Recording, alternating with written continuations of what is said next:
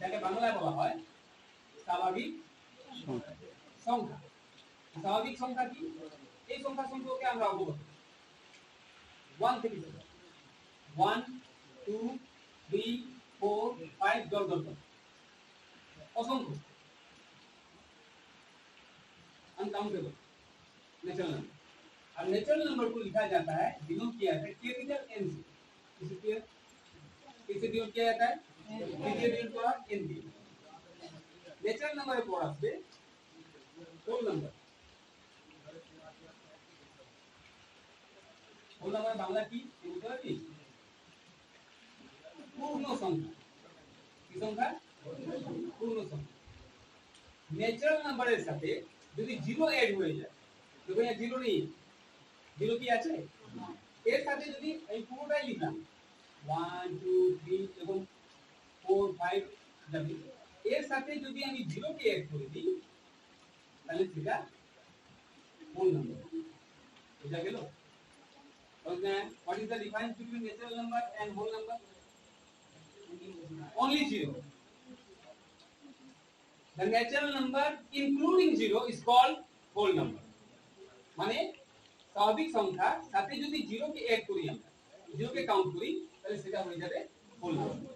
তার প্রবলেম আছে? তার প্রবলেম আছে? Any problem? বুঝতে পারলে? Next prime number. Prime number মানে বাংলায় মৌলিক সংখ্যা। কি সংখ্যা? মৌলিক। মৌলিক সংখ্যা কাকে বলে? যে সংখ্যা এক এবং সেই সংখ্যা বাদ দিয়ে কোন সংখ্যা দিয়ে বিভাজ্য নয়। The number which is divisible by one and itself.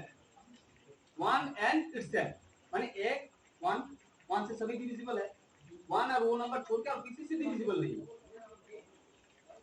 ताकि बोला हमें प्राइम नंबर। तो स्टार्टिंग प्राइम नंबर वो तो कितना चलो बेटा? लाइक 2 3 এরপর কি হবে বল? 5 আর 7 6 কেন হবে? 6 को 6 কি হয়? 6 কি দিয়ে ডিভাইড করা যায়? किसी से डिवाइड कर सकते हैं वो 6 अगर लिखेगा, अभी 6 के मौलिक संख्या बोलबो, 6 को प्राइम नंबर क्यों नहीं बोलेंगे? What is the reason?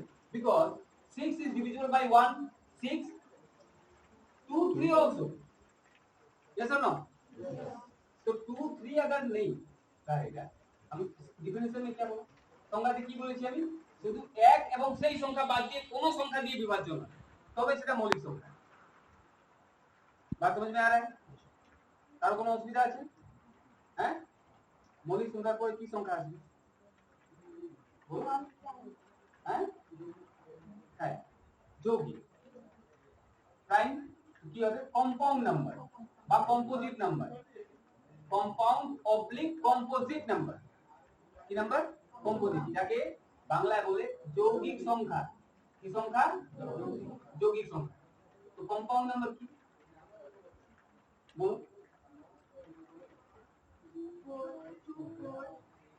कैसे बोलोगे? सोचो, कंपाउंड नंबर क्या बोलोगे?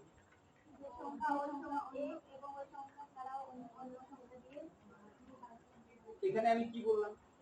দেখ 6 হচ্ছে না কেন? 1 আর 6 বাদ দিয়েও তো 2 আর 3 দিয়ে মানে ভাগ করা যাচ্ছে, হ্যাঁ? সেজন্য এটা মৌলিক না। তার মানে যৌগিক হতে গেলে এক মানে এক এবং সেই সংখ্যা বাদ দিয়েও কোন সংখ্যা দিয়ে ভাগ দিতে হবে। बात समझ में आ रहा है? The number which is divisible except one and itself, one এবং সেই সংখ্যা ছাড়াও কোন সংখ্যা দিয়ে ভাগ করা যদি যায়, তাহলে সেই সংখ্যাকে বলা হবে যৌগিक संख्या। और जो नंबर जो है 1 और खुद को छोड़ के बाकी कोई भी एक नंबर से अगर डिवाइड होता है तो उसको कंपोजिट नंबर या कंपाउंड नंबर बोला जाएगा। फॉर एग्जांपल देखो 4 किससे डिविजिबल है? 1 और 4 से तो है ही, 1 और 4 तो আছে, তার সাথে কি আছে? তাহলে এই যে একটা পাচ্ছি, এই জন্য কিন্তু সেটা যৌগিক সংখ্যা। কথা বুঝতে পারলি? इसी तरह 7 क्या नंबर है? देखिए যৌগিক সংখ্যা কেন? 1 আর 7 only, তাহলে it is not composite number or compound number। কিন্তু এই জায়গা 12 12 যদি নিই 12 হবে কিনা স্যার?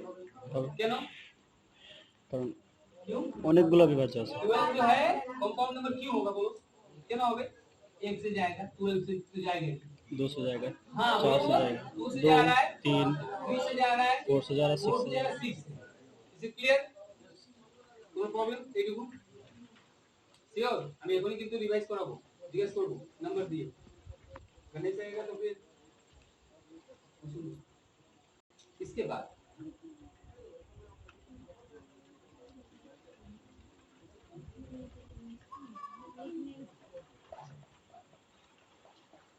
লেখা উচিত না, না লিখলে তো ভুলে যাবে। ঠিক আছে আমি পাঠাই দেব, আমি নিজে লিখে পাঠাই দেব আজকেটা। হ্যাঁ আমি নিজে লিখে পাঠাই দেব। হিন্দি মিডিয়াম ট্রাই করতে হবে, ইংলিশ মানে ইংলিশে চেষ্টা করতে হবে। বাংলা হোক বা ইংলিশ মানে বাংলা मीडियम হোক বা हिंदी मीडियम হোক, চেষ্টা করতে হবে इंग्लिश टर्म গুলো জানা, क्योंकि एग्जाम में ना इंग्लिश टर्म सब जो है ज्यादा इजी होता है। अब आएगा ऑड नंबर। ऑड माने অযুগ্ম, বাংলায় অযুগ্ম, আর ইভেন মানে যুগ্ম। ऑड नंबर की the number which is not divisible by 2, number जो 2 से डिविजिबल नहीं है, সংখ্যা যেটা 2 দিয়ে বিভাজ্য নয়। তার মানে কি কি হবে? 1 is not odd number, 1 से शुरू ही नहीं होगा। समझ रहा है? बोला जाएगा लेकिन क्योंकि जब डेफिनेशन हम दे रहे हैं তখন আমি সংজ্ঞা দিচ্ছি তখন 2 দিয়ে ভাগ করার কথা বলছি। এক তো 2 থেকে ছোট, তাই কি না বল? সেই জন্য হবে না। তাহলে সংখ্যা কত থেকে শুরু হবে? 3 5 7 9 11 এরকম চলতে থাকে। ক্লিয়ার? ওর হিসাবে 1 কেও ধরা হবে, এমন না যে ধরা হবে না, বুঝলি? কিন্তু ডেফিনিশন হিসাবে যখন আমি ডেফিনিশন দিব তখন 2 দিয়ে বিভাজ্যের কথাটা আসবে। আর ওদের ক্ষেত্রে মানে 2 দিয়ে বিভাজ্য করলে 1 এমন সংখ্যা যেটা 2 থেকে কি আছে ছোট আছে। তাহলে যুগ্ম কি হবে? इवन जो 2 से डिविजिबल है, মানে সংখ্যা যেটি 2 দিয়ে বিভাজ্য কি কি হবে?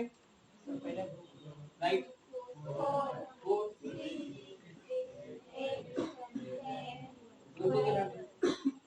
আর समझ में आ रहा है? दैट मींस जो অযুগ্ম আর যুগ্মের বেলায় 2 দিয়ে গুণ করাটা ইম্পর্টেন্ট বা 2 থাকাটা ইম্পর্টেন্ট। আর समझ में आ रहा है? কথা বুঝা যাচ্ছে? যুগ্ম ও যুগ্মের বেলায় 2 দিয়ে ভাগ করা এই বিষয়টা ইম্পর্টেন্ট, এই চीज ইম্পর্টেন্ট। আর 2 দিয়ে যদি ভাগ করা ইম্পর্টেন্ট হয় তাহলে অড সংখ্যাকে জেনারেলি কি দিয়ে লেখা হয়? আমি বললাম এটা 1 আসবে। জেনারেলি কি দিয়ে লেখা হয়? অড সংখ্যাকে সব সময় ধরা হয় 2m + 1 এই ফর্মে। কি ফর্মে? 2m + 1। আর যুগ্ম সংখ্যাকে সব সময় 2m। কারণ কি বলবো? আমি বললাম 2 এর ব্যাপারটা, 2 দিয়ে गुण করা মানে 2 দিয়ে ভাগ যাবে। যে সংখ্যা যদি कोई भी नंबर्स को अगर 2 से तुम मल्टीप्लाई करोगे इसका मतलब वो नंबर जो 2 से डिवाइड होगा। কোন সংখ্যাকে যদি আমি 2 দিয়ে গুণ করি তার মানেই তো সেই সংখ্যাটি 2 দিয়ে বিভাজ্য, এইজন্য 2m ধরতে হয়। এরপরে 2m + 1। কথা বুঝা গেল? এটুকু কারো কোনো প্রবলেম আছে? তো কি কি শিখলাম? তারপরে আর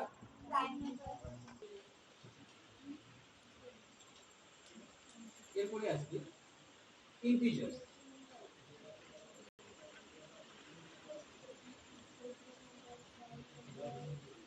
ইন্টিজার্স হোয়াট ইজ ইন্টিজার? বাংলায় কি বলে? অখণ্ড সংখ্যা। কি সংখ্যা? অখণ্ড সংখ্যা। তো ইন্টিজার্স কি? এখন पर्यंत আমরা কিন্তু नेगेटिव नंबरটা বলেছি। नेगेटिव नंबर का बात देखिए, अभी जितना भी हमने लिखा था 0 से ऊपर का लिखा था, हाँ नेगेटिव नंबर का बात नहीं किया। इंटीजर्स होल नंबर से বা সংখ্যা যেগুলোর মধ্যে পজিটিভ নেগেটিভ দুটাই আছে। শূন্য আমি যদি ডান দিকে যাই +1 +2 +3 +4, বাঁ দিকে আসলে -1 -2 -3 -4, এই সংখ্যাটাই হচ্ছে পুরোটা ইন্টিজার অখণ্ড সংখ্যা।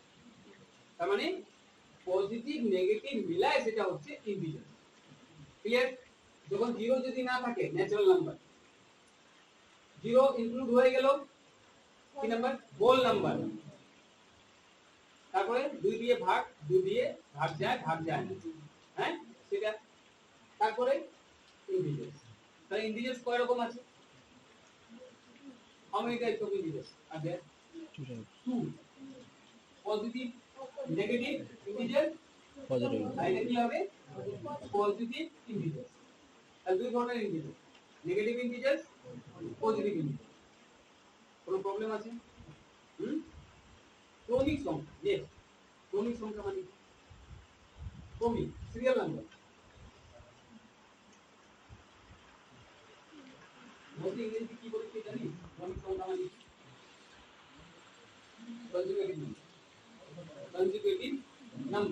Conjugative number. एक के बाद क्या आता है? 1 के बाद क्या आता है? 2 के बाद ये सीरियल जो आ रहा है ना, it is called conjugative number. Conjugative ক্রমিক নাম্বার। তার মানে 6 এর পর কি আসবে? 7 এর পর কি আসবে? 7, তারপরে 8, 9, এটা হচ্ছে কনজুগেটিভ নাম্বার, মানে ক্রমিক সংখ্যা। ক্লিয়ার?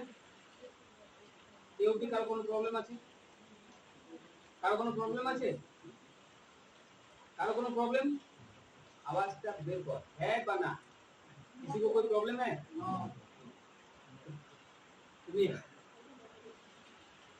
रैशनल नंबर दो नंबर बचा हुआ है, रैशनल इरैशनल। মূলদ সংখ্যা আর এটা অমূলদ। ব্যাপারটা বুঝতে পারলাম তো? এখানে কোশ্চেনগুলো আছে, খুব অনেক কোশ্চেনগুলো আছে। কোন কোশ্চেনে এসএসসি তে আছে সাবস্ক্রিপশন কমিশনে জাস্ট এমসিকিউ সব। রেশনাল নাম্বার কি? কোন একটি সংখ্যাকে বা যে কোন সংখ্যাকে যদি আমি p/q ফর্মে লিখতে পারি, p/q কি ফর্মে? p/q, the number which can be expressed in the form of p/q is called rational number. p/q where q not equals to 0, আমি নিচে 0 হবে না কিন্তু আমরা জানি যে শূন্য দিয়ে ভাগ করলে কোনো অর্থ থাকে না।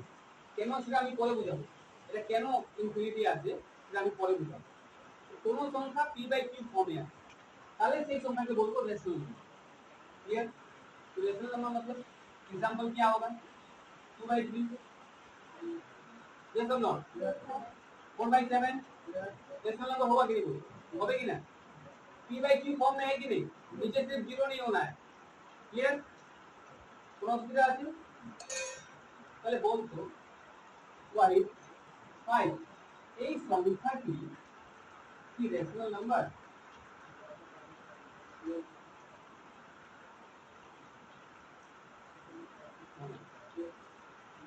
पांच की रेशनल नंबर है क्या? पांच तो p/q ফর্মে নাই, রাইট? কারণ আমরা জানি 1 দিয়ে কোন সংখ্যাকে ভাগ করলে সেই সংখ্যাই হয়।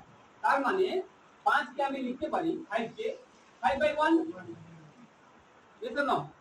তার মানে এটা p, এটা কি q, p/q ফর্ম। p/q হলো কি না? তার মানে 5 যে কোন ন্যাচারাল নাম্বার বা হোল নাম্বার তারা কি রেশনাল নাম্বার, কারণ আমরা p/q ফর্মে লিখতে পারি।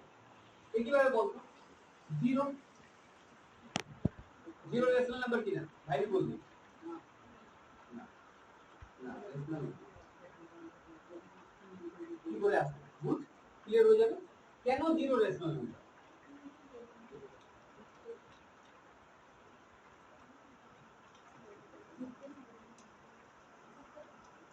0 কে 5 দিয়ে ভাগ করছি, ঠিক আছে?